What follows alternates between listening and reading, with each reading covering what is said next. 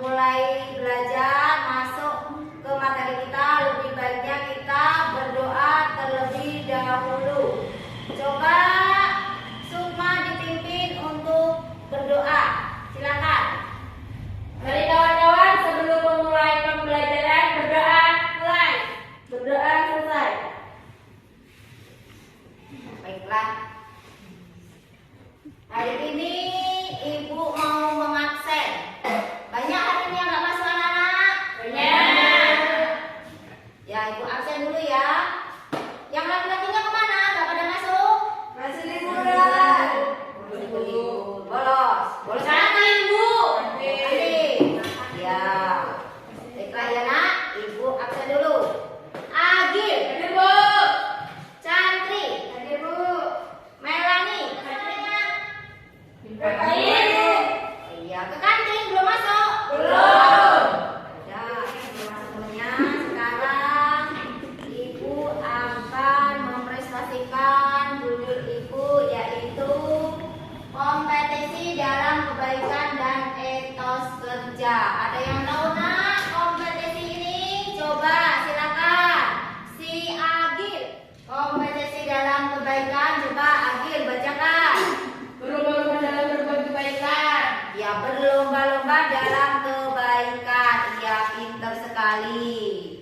Terus di situ ada dalil tentang kompetisi dalam kebaikan surat Al-Maidah ayat 48. Coba dibacakan Diada. Mana anaknya ada? Ada, Bu. Ya, silakan coba. Diada dibacakan. A'udzubillahi minasyaitonirrajim. Bismillahirrahmanirrahim. Wa anzalna ilaikal kitaba bil haqqi musaddiqan lima bayna yadayhi minal kitabi muhaiminan 'alaihi fahkum bainakum bima anzalallahu wa la tattabi' ahwa'akum amma ja'akum minal haqq likullin ja'alna minkum syir'atan wa minhajan walau sya'allahu laja'alakum ummatan wahidatan walakin la yabluwakum fima atakum fastabiqul khairat illallahi marji'ukum jami'an fa yunabbi'ukum bima kuntum fihi tahtalifun. Sadaqallahul azim. Iya, pintar sekali ya, yang baca suaranya sangat merdu untuk surat Al-Maidah ayat 48 ya. Oh, semoga mendapat hidayah yang baca itu ya. Amin. Nah, untuk selanjutnya di situ ada terjemahnya. Nah, bisa ada terjemahnya surat Al-Maidah.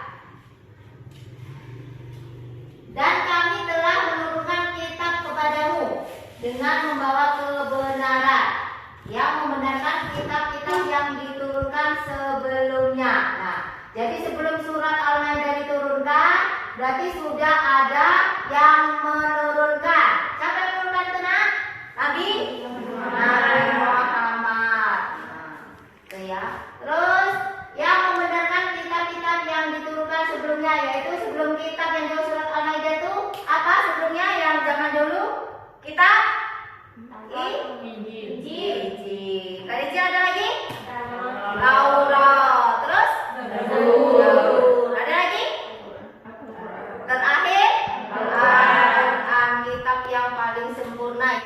Nah, di situ ada isi kandungan surat Al-Maidah. Apa aja isi surat kandungan Al-Maidahnya? Bisa dibacakan coba Kak Imadi. Apa isi kandungannya? Allah Subhanahu wa taala menurunkan kitab suci Al-Qur'an dengan kebenaran mutlak. Iya. Terus yang kedua coba Sukma. Kitab suci Al-Quran membenarkan isi kitab-kitab sebelumnya. Ya, jadi kitab-kitab sebelumnya ya, sebelum Al-Quran itu tadi yang sudah disebutkan tadi sama Ibu, kitab Injil, Taurat, terus kitab Zabur ya. Yang atas itu kitab suci Al-Quran, yaitu mempunyai kebenaran ya, yang mutlak, yang asli ya. Nah, untuk yang ketiga itu coba sebutkan yang ketiga, Raffi. Allah Subhanahu wa taala memerintahkan manusia agar menjadikan Al-Quran pedoman hidup dalam memutuskan segala perkara. Iya, Allah SWT memerintahkan manusia agar menjadikan Al-Quran pedoman hidup dan memutus segala perkara. Apa arti yang menjadi pedoman hidup? Menjadi pegangan. Jangan Al-Quran itu ditutup ya, dibaca juga. Coba si Agil. Allah Subhanahu wa taala memerintahkan manusia untuk berlomba-lomba dalam kebaikan dan menjauhi kemaksiatan. Ya, Allah Subhanahu wa taala memerintahkan manusia untuk berlomba-lomba dalam kebaikan. Apa memerintahkan manusia dalam berlomba dalam kebaikan? Contohnya berlomba-lomba apa? Ada yang tahu contohnya? Berlomba dalam kebaikan. Berbuat baik. Selalu berbuat baik. Iya. Kita tidak boleh ya. Terus itu ada menjauhi kemaksiatan. Ada yang tahu menjauhi kemaksiatan? Yaitu apa? Mengajak mencuri. Itu berbuat kemaksiatan. Tidak boleh ya. Mengajak kita harus menjauhi ya kemaksiatan itu mencuri. Banyak itu nak contohnya ya. Selain mencuri apa lagi?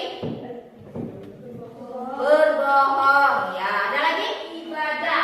Ibadah yaitu hablum minallah. Apa arti ibadah hablum minallah? Sholat berjamaah tepat waktu ya. Itu ibadah, sholat berjamaah. Yang dimaksud ibadah.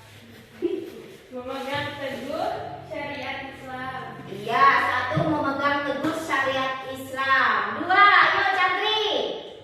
Dilakukan dengan ikhlas hanya mengharapkan ridho Allah Subhanahu wa taala. Iya, dilakukan dengan ikhlas hanya mengharapkan ridho Allah. Terus satu lagi, Ija. Tidak boleh menunda kebaikan. Tidak boleh menunda kebaikan ya. Ada perlu diperhatikan ya dalam berbuat kebaikan. Memegang teguh syariat Islam. Nah, kita harus teguh ya dalam syariat Islam. Seperti sholat 5 waktu tidak boleh ditinggalkan, harus dilakukan dengan ikhlas dan mengharapkan ridho Allah. Harus ikhlas melakukannya ya.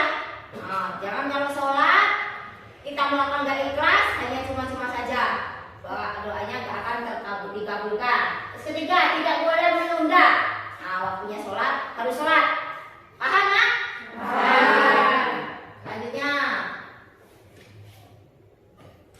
cara menerapkan kompetisi dalam kebaikan. Nah, di situ ada beberapa cara menerapkan kompetisi dalam kebaikan. Selalu memaksakan diri untuk terbiasa berbuat sejak dini. Jadi kita harus ini ya nak ya, harus terbiasa berbuat baik mulai dari sekarang ini, mulai dari kecil lah, mulai dari kecil, mulai dari yang mengerti ya, mulai dari dini, mulai dari kecil. Nanti misalnya kalau nggak dilatih dari kecil, besar-besarnya nggak tahu ya harus berbuat baik. Dari mulai kita bicara sama orang tua itu harus sopan dan santun. Kita tidak harus terbiasa ya. Membacakan surat At-Taubah. Siapa sini? Ya mana Mita? Ayo Bu. Ya, bacakan surat At-Taubah. A'udzu billahi minasyaitonir rajim.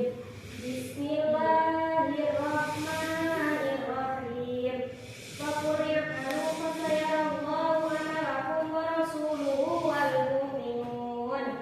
Fasaturaduna ila alimil ghaibi wasyahadati fayunabbi'ukum bima kuntum ta'malun. Shadaqallah. Ya, suaranya bagus sekali ya nak ya. Patut ditiru untuk siswa lainnya ya nak ya.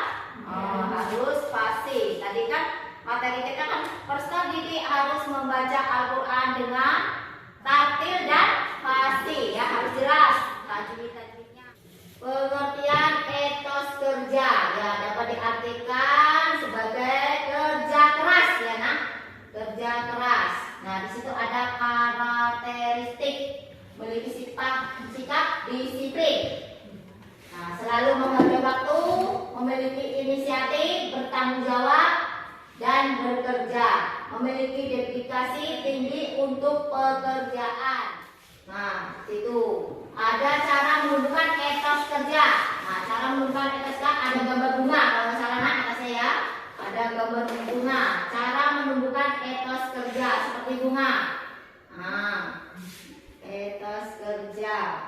8. Jadi kalian juga sekalian mengidentifikasi hukum-hukum tajwid ya Kak ya. Nah, tugas kalian soalnya 10 kalian bikin mengidentifikasi hukum-hukum tajwid dalam surat Al-Maidah ayat 48 ya. Itu tugasnya kalian kerjakan ya Kak ya. Jangan ada kerjakan nanti nggak dapat nih. Iya. Dari kesimpulan tadi apa? Etos apa kebaikan dalam etos kerja ya. Kompetisi dalam kebaikan dan etos kerja. Sudah